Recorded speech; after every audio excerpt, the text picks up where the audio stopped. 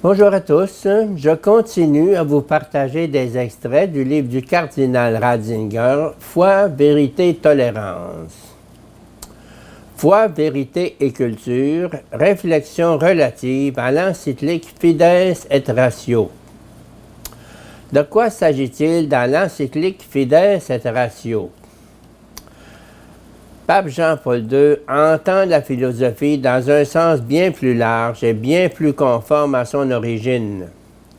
Sa question est de savoir si l'homme est capable de connaître les vérités fondamentales sur lui-même, sur son origine, sur sa destinée, ou bien s'il vit dans un demi-jour peu éclairant et doit s'en tenir à la seule question de ce qui lui est utile.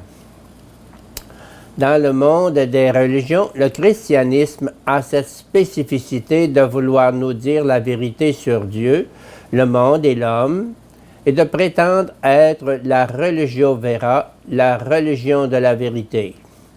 Je suis le chemin, la vérité et la vie. Cette parole du Christ dans l'Évangile de Jean formule la revendication fondamentale de la foi chrétienne.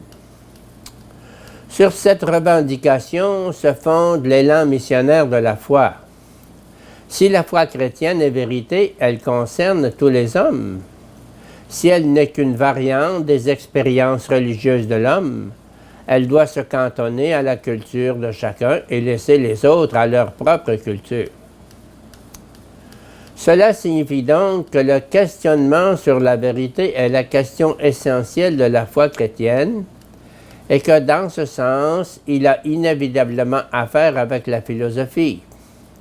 Si je devais caractériser brièvement l'intention déterminante de l'encyclique, je dirais qu'elle voudrait réhabiliter la question sur la vérité dans un monde marqué par le relativisme.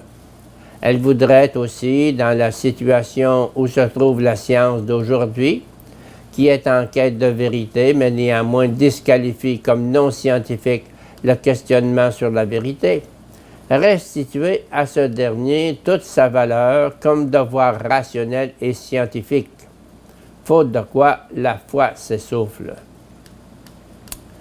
Les mots, le verbe et la vérité.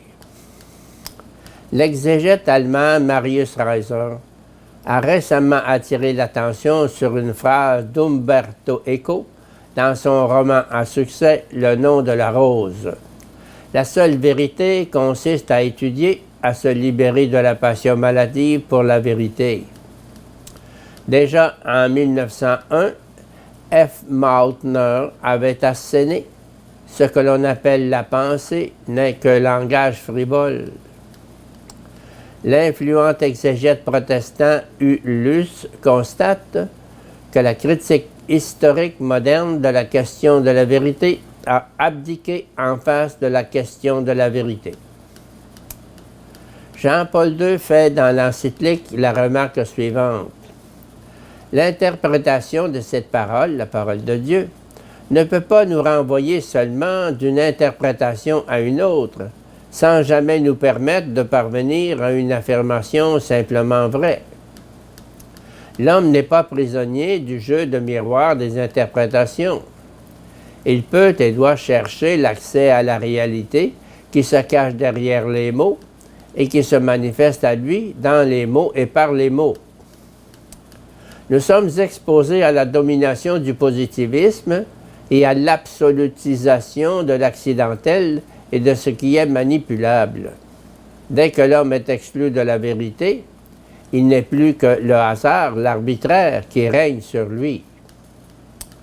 C'est pourquoi ce n'est pas fondamentalisme, mais devoir d'humanité que de protéger l'homme de la dictature de l'accidentel érigé en absolu et de lui rendre sa dignité qui réside précisément en ce que nulle instance humaine ne soit en mesure de la servir parce qu'il est ouvert à la vérité même.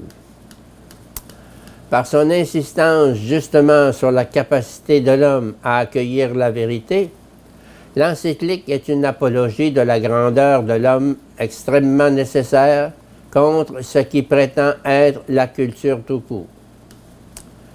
Cet avertissement protestataire, justement, est un acte philosophique authentique Il restitue aujourd'hui à la philosophie son origine socratique, prouvant ainsi la force de la philosophie qui réside dans la foi biblique.